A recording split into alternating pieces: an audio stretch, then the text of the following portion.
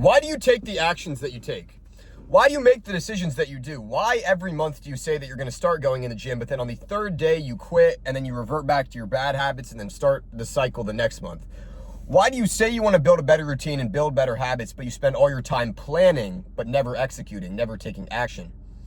It's because of your identity. Your identity drives all of your behavior. And what your identity is the image that you have of yourself, the opinion that you have given and provided for yourself. You see, we make decisions that align with the identity that we have. So about a year and a half ago, I was the complete bottom of the barrel, smoking weed every day. I was literally high 24/7. I would smoke before school, before work.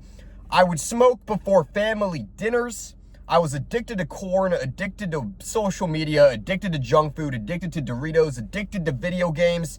And on top of that, I was a skinny, scrawny, weak loser. And I was so ashamed of these bad habits, but I never took action because I didn't have the identity of someone that would. But now, I've waken up at 4 a.m. for over 250 days, taking a cold shower every day, have insanely unbreakable habits. I've quit every bad habit that you could possibly name. Think of any bad habit I've quit. I have dudes that used to make fun of me and call me quite literally gay and make fun of me because they thought I was so weak and so scrawny. Those same dudes are now asking me to put them on the methods and give them advice as to how they can transform their physique or give them the right workout routine.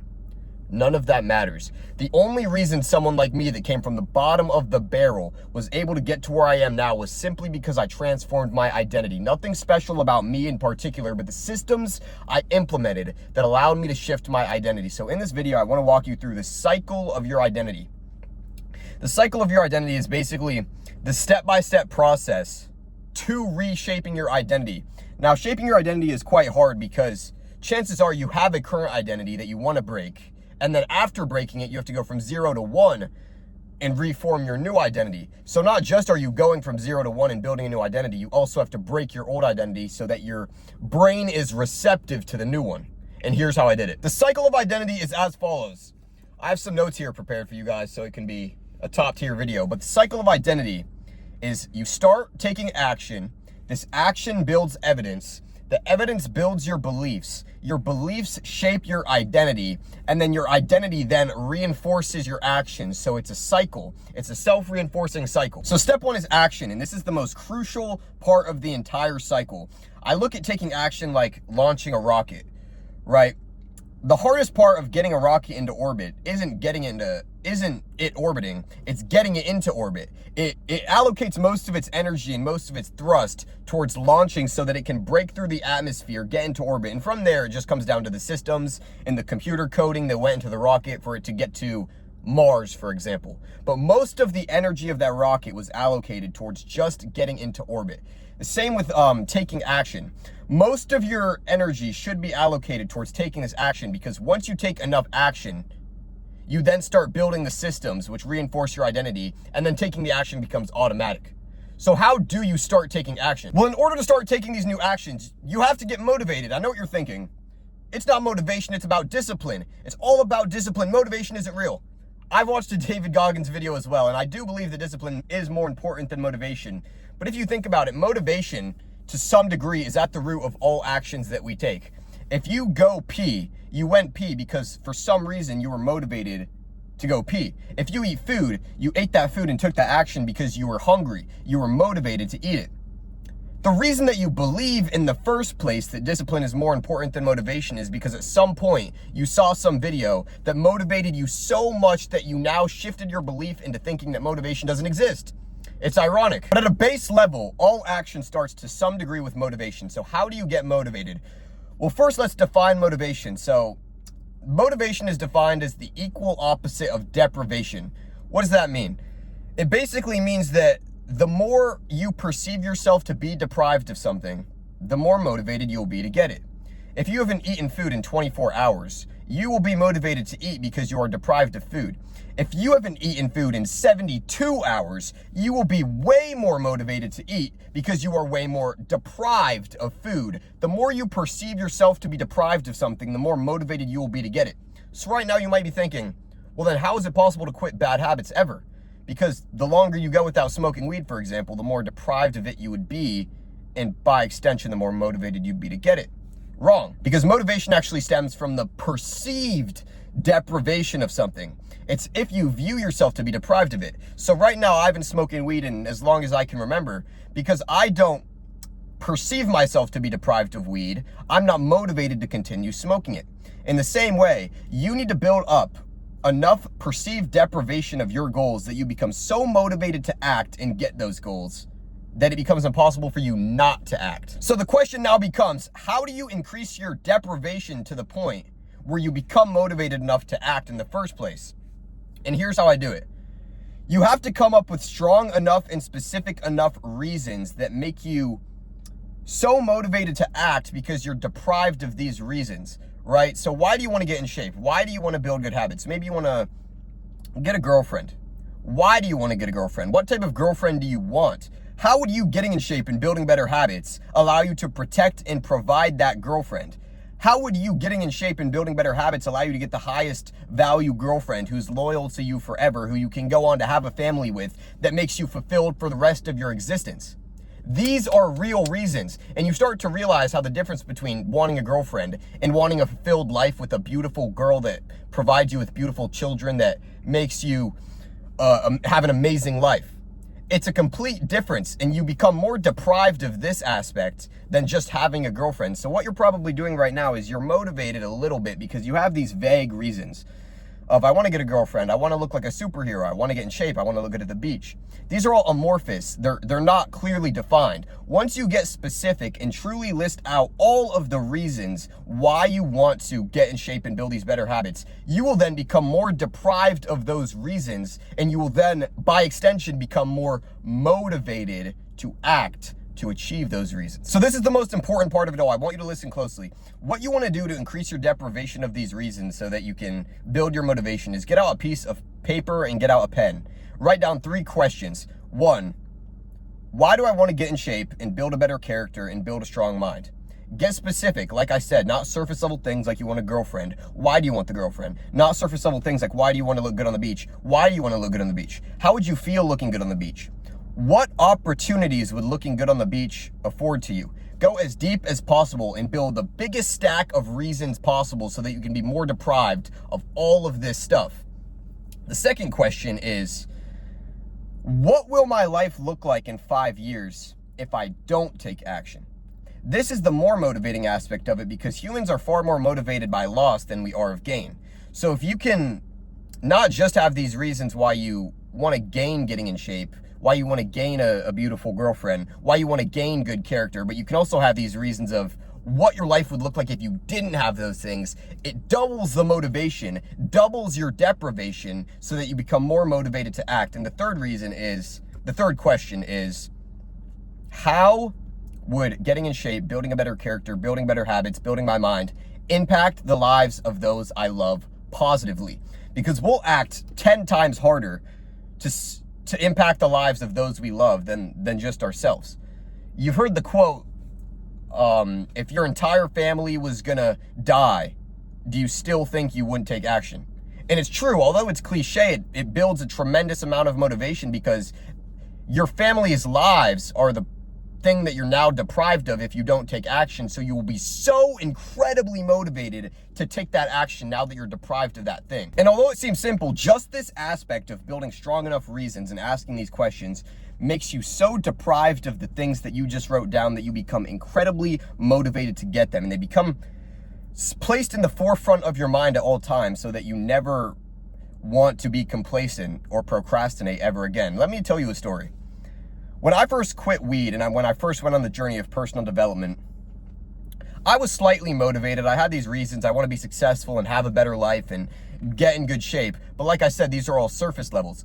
But once I wrote down those 3 questions and deeply identified the reasons as to why I want to do these things, I became so invigorated with energy. I became so motivated that I had to do something. I didn't even know what.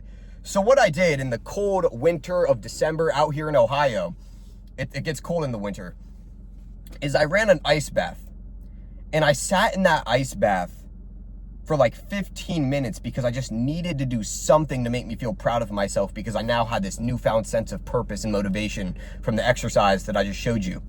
And I was sitting in this ice bath for like 15 minutes listening to instrumental music. I remember the song. The song was Magic by Medicine. Beautiful instrumental music, just visualizing all of the things that I just wrote down that now motivate me. And I just broke down crying. I'm being vulnerable here, I'm being honest, but I literally just sat in this cold bath in December in Ohio listening to instrumental music, crying. And you can be sure that the next morning, I did not snooze my alarm because of how motivated I now was, because of how deprived I was of these newfound things. So now you have the motivation to take action. And what's next in the cycle of identity is that this action builds evidence. So what that means is, for example, let's imagine your friend was walking around all day telling you that he's disciplined. Bro, I'm so disciplined. I'm as disciplined as you could possibly be. I'm the most disciplined person on the planet. But all you saw that friend doing was smoking weed, playing video games, and eating Doritos. No matter how much he told you he was disciplined, with as much conviction as he possibly could, you wouldn't believe that he's disciplined because he hasn't provided you with the evidence that he is disciplined. It works the exact same way with your own mind. By taking these actions, you build evidence that you are a certain type of person, which then makes you believe you are that person. So people walk around, on social media, and they'll tell you all the time, you just have to do these affirmations. Just tell yourself you're disciplined. Tell yourself you have good habits. Tell yourself that you're locked in, and you will be, and it'll all come to you. But this isn't true. You won't believe that you're that type of person unless you stack evidence that supports the belief that you are that type of person. And I do believe in suggestion and affirmation as long as it's supported by action. So what's even better is if you do give yourself those affirmations and you tell yourself, I'm disciplined, I'm disciplined, I'm disciplined. And now you can prove to yourself that you're disciplined, so it doubles the evidence and you have more belief than ever. Because if that same friend that was telling you he's disciplined was telling you he's disciplined all day, and then you see him waking up at 4 a.m. and taking a cold shower and transforming his physique, you'd say, damn, he said he was disciplined and he actually proved it. He gave me evidence that he is disciplined, and I now believe that he's disciplined. So you've now provided yourself with the evidence. And like I said, the third step in the cycle of identity is that this evidence builds beliefs. So by providing yourself with all of this evidence that you are a certain type of person, for example, you start waking up at 4 a.m. every day because of your newfound motivation, you now believe that you're a disciplined person. You now believe that, for example, waking up at 4 a.m. is more enjoyable than smoking weed. You have all of these newfound beliefs about the world that then shape your behavior in a way that supports the identity you want to have. And by continuing to take this action, you continue to build the evidence and you continue to have these newfound beliefs. You'll believe that reading is a better form of consumption than watching Love Island, which it is. And as you start to believe these things, you'll be less and less deprived of your bad habits because you now have newfound beliefs. So you won't be motivated to do those bad habits. I started reading a while back, and reading is one of the best things you could possibly do for your brain so that you can learn and become smarter and more competent and capable. But as I read and as I learned and got this positive feedback loop, I built evidence that I was the type of person that read as opposed to watched Love Island or scrolled TikTok.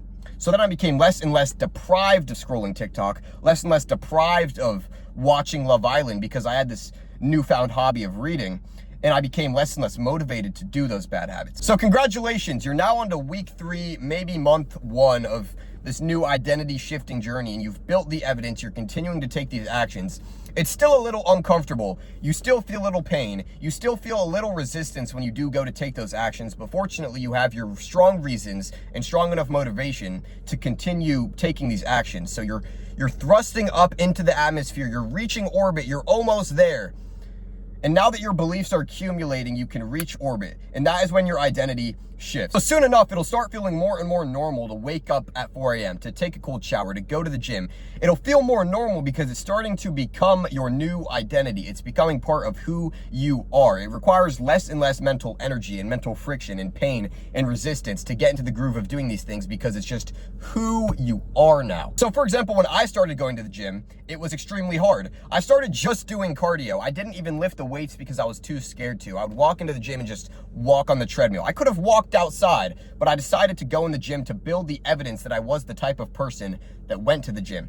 And after going to the gym long enough, I decided I need to start lifting weights. It became normal for me to enter the gym. And as I started lifting weights, yes, it was uncomfortable at first, but I continued doing those actions because I had the motivation that built the evidence, which then builds the beliefs that I am the type of person that lifts, which then builds my identity as a lifter. and I continued lifting. It was uncomfortable, but as I reached orbit, lifting became more and more automatic, and it became part of my identity. And here I am a year and a half later, completely transformed my physique. And not just do I go to the gym automatically, I crave going to the gym. There are times when I'll just be sitting in my room, maybe working, maybe I'll be reading a book, and I'm just like, fuck, I wish I could go to the gym right now and feel that burn, because it becomes so ingrained in your identity. It becomes a part of who you are that you seek it out no matter what the activity is. You used to seek out smoking weed because it's what you did every day. You built the evidence that you smoke weed every day, which then built the belief that you like weed as opposed to everything else, which then built the identity as a weed smoker. But now you built the evidence of going to the gym, which then built the belief that you like going to the gym, which then built the identity that you are a gym goer, and now you crave going to the gym so that you can reinforce your identity. And this is where the cycle completes and you feed back into the actions. The actions that you took at the beginning felt uncomfortable, but you were just building the evidence, which would build your beliefs. But now that you've built those beliefs and you have this identity, the actions no longer are feeding into a new identity. They're feeding into the identity that you've already built. So every time you go to the gym, you reinforce that identity, and going to the gym becomes rewarding in and of itself, right? You stop feeling the pain of doing it and you just do it because it's part of who you are. It would be more painful not to go to the gym at this point than it would be to just go to the gym and feel the pain and the tension of lifting the weight, because you're reinforcing your identity. And like I said, we take actions that align with our identity is the highest driver of human behavior. So if you are constantly acting opposed to your identity, you'll be in immense pain. But now that going to the gym is your identity, it's not painful. In fact, it's very rewarding and it makes you feel good. So now it's been about a month and a half, maybe 2 months. You've been going to the gym consistently. You now crave going to the gym. You now talk to the gym. Now you talk about the gym with your friends. You are watching gym videos of Chris Bumstead. You're watching my videos so that you continue to get more motivated and get more disciplined and build better habits, because it's now a part of your identity. But remember, the most important part of this entire cycle was taking action. Like we said with the rocket analogy, most of the energy is allocated towards just getting to orbit. Once you're in orbit, going to the gym becomes automatic, but most of your energy should be allocated towards getting as motivated as possible, finding strong enough reasons that compel you to take these actions so that eventually your identity can be set in stone and you're now someone that goes to the gym instead of someone that's just trying to go to the gym. So write down the cycle of identity. You start with actions that build evidence. The evidence builds your beliefs build your identity, and then your identity feed back into your actions. Write this down and then write down the specific reasons that you have to act. And before long, you'll have your new identity and you've mastered the cycle of identity. And you can start telling your friends about the cycle of identity, and you can be a positive impact on everybody around you. So this is just the tip of the iceberg. I'll make so many more videos that go so much deeper in depth on each of these aspects, so that you can never question whether you know if you're taking the right actions, so that you can never question how to be disciplined, and so that you can wake up at 4 a.m., be as disciplined as possible, completely transform your character, and become the identity of the person that you want to be. Subscribe for more. Love you guys. Peace out.